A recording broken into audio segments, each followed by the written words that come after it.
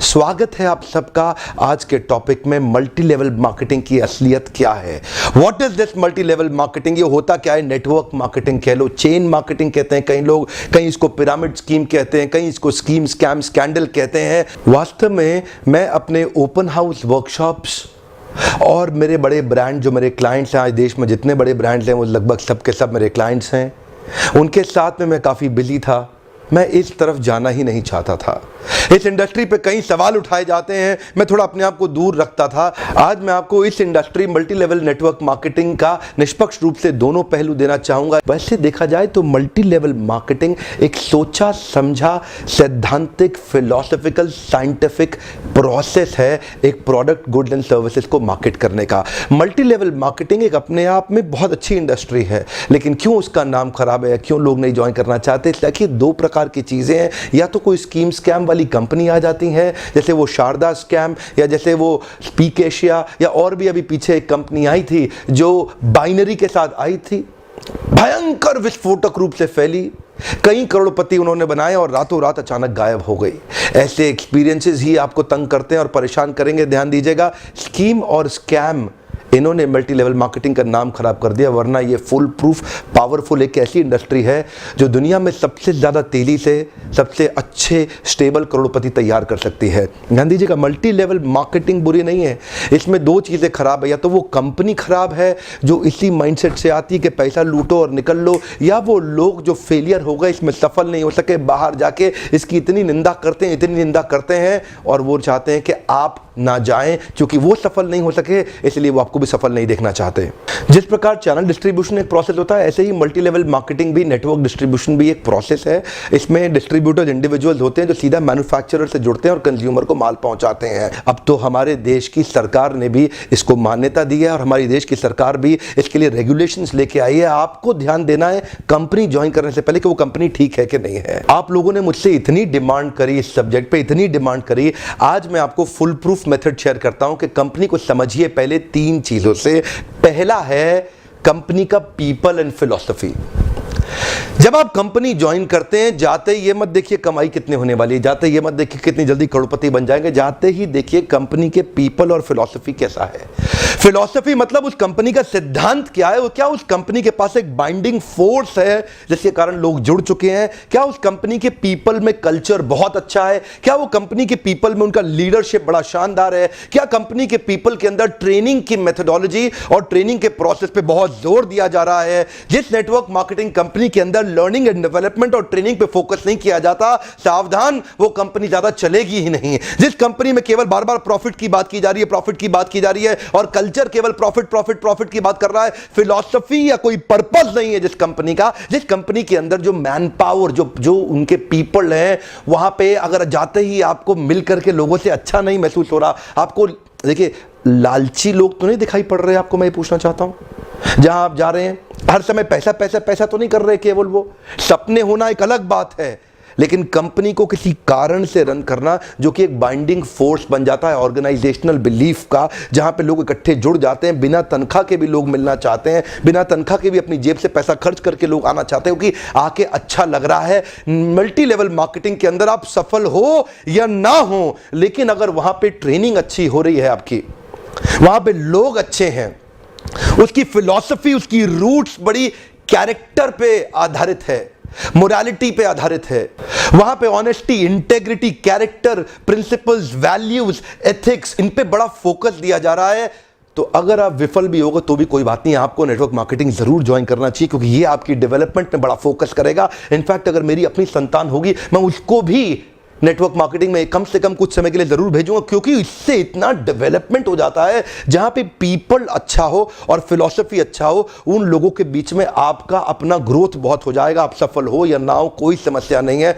Network marketing एक ऐसी industry है जहां लोग बिना तनख्वाह के इतना भयंकर मोटिवेशन रखते हैं और कॉर्पोरेट वर्ल्ड के अंदर इतनी तनख्वाह, इतना इंसेंटिव, इतना पे आउट और इतना ज्यादा एचआर पॉलिसी के साथ फैसिलिटीज, उसके बावजूद भी एम्प्लॉयज में मोटिवेशन नहीं है। ये नेटवर्क मार्केटिंग में ही होता है जहां पे कल्चर के चलते लोग डेवलप कर जाते हैं। इसलिए दो पी बड़े इंपॉर्टेंट है जिसमें पीपल और फिलॉसफी। अब अगला है प्रोडक्ट।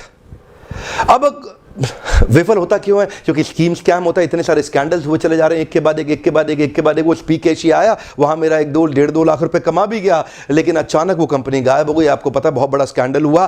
ध्यान दीजिएगा, प्रोडक्ट जरूर अच्छा होना चाहिए, ऐसा होना चाहिए जिसको आपको इस्तेमाल करते मजा आ रहा हो, पब्लिक को इस्तेमाल करते मजा आ रहा हो, बहुत अजीबोगरीब से ज्यादा महंगा ना हो, उसकी वैल्यू हो, वो लोग लगातार इस्तेमाल करते हों, वो बार बार इस्तेमाल करते हों, वो प्रोडक्ट में आपका विश्वास हो, वो प्रोडक्ट कंज्यूमर बाइंग बिहेवियर को एड्रेस करता हो, वो प्रोडक्ट आने वाली मार्केट की अडॉप्शन कर्व को समझता हो। अडॉप्शन कर्व समझते हैं ना, आने वाले समय में मार्केट किधर अडॉप्ट कर रही है, मार्केट को किस तरह के प्रोडक्ट सर्विसेज की ज़्यादा ज़रूरत पड़ने वाली है। तो क्या आपकी कंपनी के प्रोडक्ट सर्विसेज लूटने के लिए बनाए गए हैं, बेवकूफ़ बनाने के लिए, खाली स्कीम के लिए बनाए गए? एक बहुत बड़ी नेटवर्क मार्केटिंग कंपनी थी पीछे, जिसने कई करोड़पति बनाए, लेकिन वो केवल स्कीम बेचने में लगे हुए थे। वो लोग एक कॉन्सेप्ट बेचने में लगे हुए थे। आपकी कंपनी कोई कॉन्सेप्ट तो नहीं बेच रही है, ऐसा तो नहीं खाली रिक्रूटमेंट का ही पैसा दिए जा रही है, इतने लोग बनाओ, इतना पैसा लो। सावधान, प्रोडक्ट अच्छा होना चाहिए और जिसको आपको इस्तेमाल करने में मजा आना चाहिए। अब फाइनली आता है कंपनी का प्लान या प्रॉफिट पे आउट। उनका प्लान प्रॉफिट पे आउट कैसा है वो अब देखिएगा आराम से। प्रॉफिट आखिरी चीज है। अगर ये पहले के 2 P जो मैंने ठीक से समझाए, अगर ये पूरे हो गए, प्लान प्रॉफिट अपने आप ठीक हो जाएगा। आप थोड़ा सा बस देख लीजिए कि ऐसा तो नहीं है कि कंपनी साल के एंड में पैसा देती हो, आपको हर महीने या हर हफ्ते पे आउट मिल रहा है कि नहीं मिल रहा, वो एक इंपॉर्टेंट चीज है। और प्लान प्रॉफिट आपके लिए रीजनेबली अच्छा होना चाहिए। बाकी 2 चीजें अगर ठीक हुई, प्लान प्रॉफिट, कमाई की चिंता मत करिए, बहुत होगी। एक्चुअली नेटवर्क मार्केटिंग में पावर ऑफ कंपाउंडिंग काम करता है। You know what is power of compounding? Compounding effect. Einstein says compounding interest is the 8th wonder of the world. अगर आप 2 उदाहरण लीजिए, अनाज की खेती कर लें या आम का खेत बनाएं। अनाज अगर आप उगाएंगे 4 महीने लगेंगे, आम की गुठली बो दें 4 साल लग जाएंगे।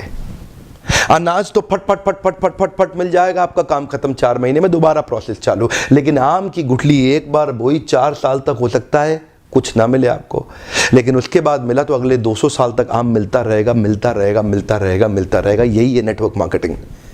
लोग आपको कहते हैं नेटवर्क मार्केटिंग एक अरबपति बनने का धंधा है, आते ही करोड़पति बन जाओगे। धोखा दे रहा, झूठ बोल रहा है आपको, कभी नहीं होगा। किसी धंधे में दुनिया के आज तक ऐसा कभी नहीं हुआ। No business can make you billionaire overnight, वो स्कीम स्कैम है। नेटवर्क मार्केटिंग में लगातार निरंतर मेहनत करनी पड़ती है और कंपाउंडिंग रिजल्ट मिलता है। बाकी आपकी जॉब के अंदर भी आपको लगातार मेहनत करनी पड़ती है, लेकिन कंपाउंडिंग रिजल्ट कभी नहीं मिलता।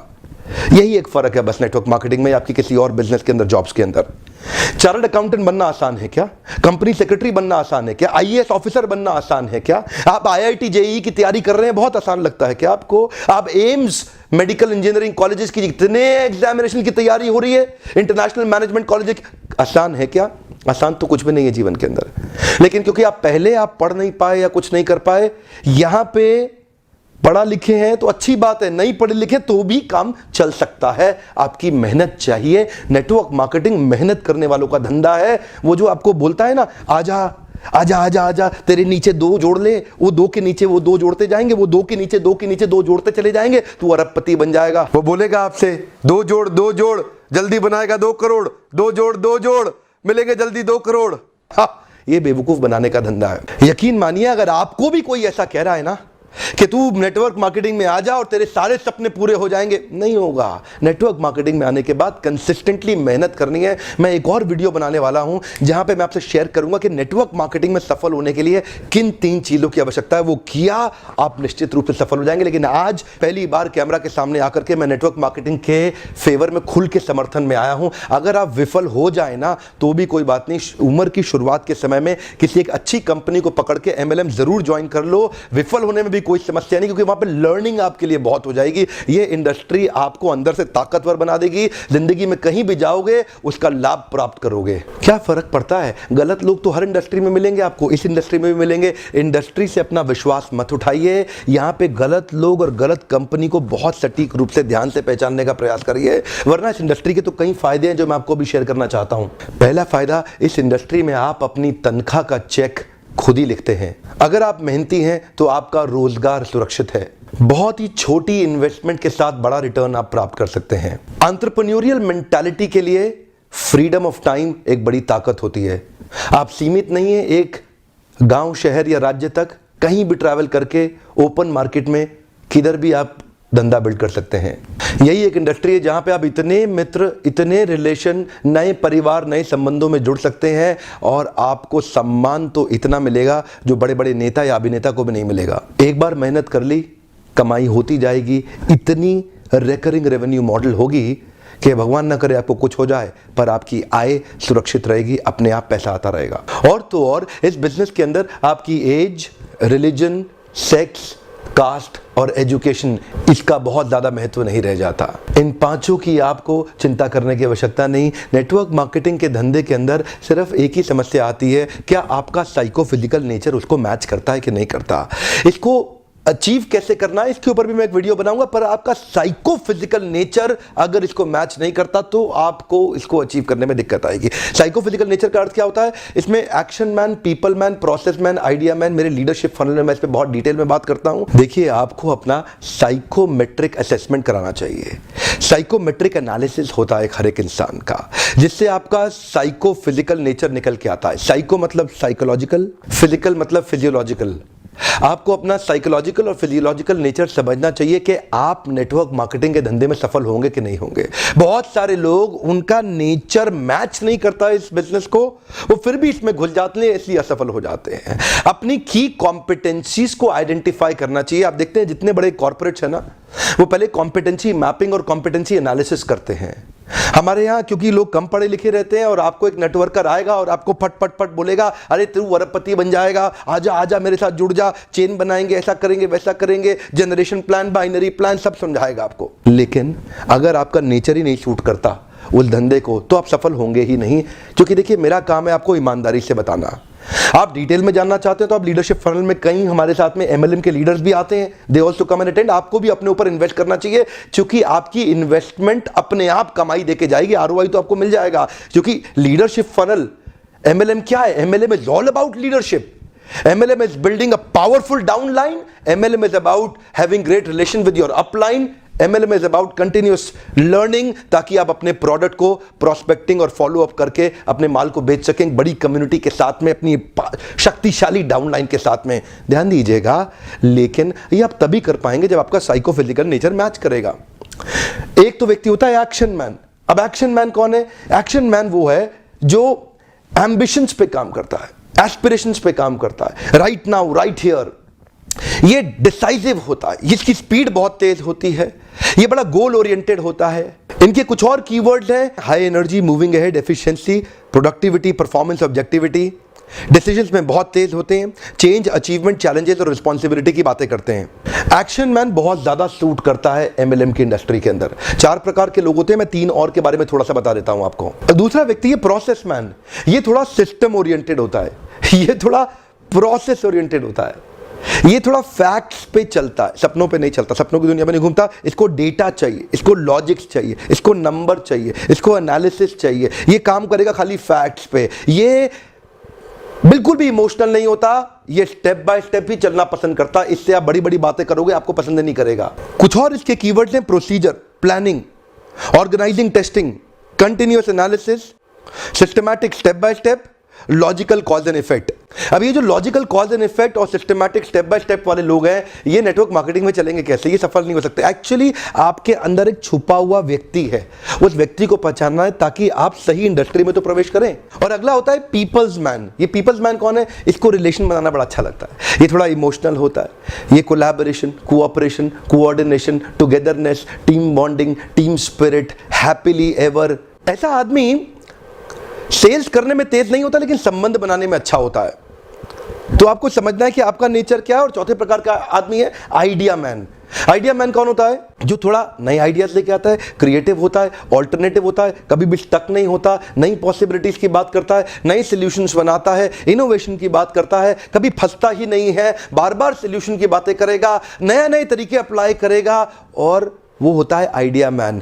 अब 2-3 तरह के नेचर्स का कॉम्बिनेशन ही आपको सफल बनाएगा। आपको स्कोर निकालना बड़ा आवश्यक है। अब कई बार आप साइकोमेट्रिक, अगर आप कहीं दूर रहते हैं, अपने आसपास ढूंढिए कौन आपका साइकोमेट्रिक एनालिसिस कर सकता है। और अगर आप वास्तव में इन्वेस्ट करना चाहते हैं और मुझसे मिलना चाहते हैं, जो लीडरशिप फनल प्रोग्राम, इसकी थोड़ी बहुत इन्वेस्टमेंट की चिंता कभी मत करिएगा, ये इन्वेस्टमेंट आपको कई गुना रिटर्न्स देके जाएगी। आइए अपना साइकोमेट्रिक एनालिसिस करिए, अपना साइकोफिजिकल नेचर जानिए कि आप एमएलएम में कितनी तेजी से या कितने देर तक सफल होंगे, और हो सकता है आप कभी सफल ना हो सकता है आपको बहुत ज्यादा सफलता मिलने लग जाए। वो नंबर्स और अपना एनालिसिस करिए, लीडरशिप को समझिए और अपनी लीडरशिप के अंदर बहुत शक्तिशाली डाउनलाइन को बिल्ड करिए। सावधान रहिए, गलत कंपनी और गलत अपलाइन के पास कभी मत जाइएगा। जल्दी पैसा कमाने के तरीकों को तुरंत छोड़ दीजिए, ये मेहनत करने का व्यापार है। मेहनती लोग सही कंपनी के साथ जुड़ेंगे, बहुत बड़ा रिजल्ट प्रोड्यूस कर सकते हैं। मैं जाने अनजाने में किसी एक कंपनी के लिए प्रमोटर या डिट्रैक्टर नहीं बनना चाहता। इंडस्ट्री बहुत अच्छी है, अगर आपको सही कंपनी मिल जाए तो आप अपलाइन की बेइंतहा रिस्पेक्ट करिए। अगर आप अपने अपलाइन की रिस्पेक्ट करेंगे ना, अगर आप अपने अपलाइन की अंधे रूप से रिस्पेक्ट करने का भी नुकसान नहीं होता।